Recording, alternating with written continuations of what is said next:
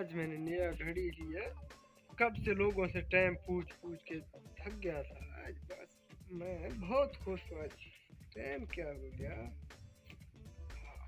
आज मैं नया घड़ी लोगों को दिखाता हूँ।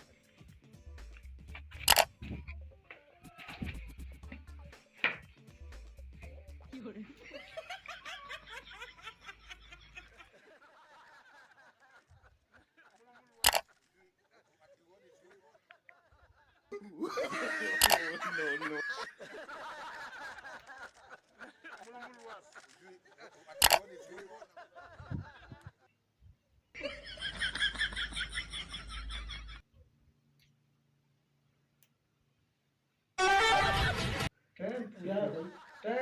टाइम नहीं मैं मेरे यार पूछ टाइम तो नहीं भाई मुझे नहीं पूछना यार पूछ टाइम जाओ प्लीज यार प्लीज नहीं भाई क्यों बोलो यार नया घड़ी मैंने लिया है। टाइम पूछ। और क्या हुआ पैसे तो मैंने दो दिए कल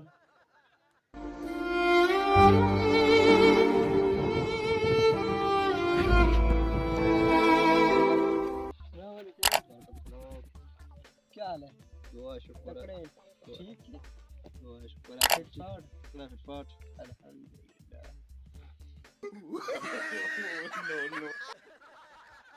टाइम गुजर नहीं रहा। कैसे?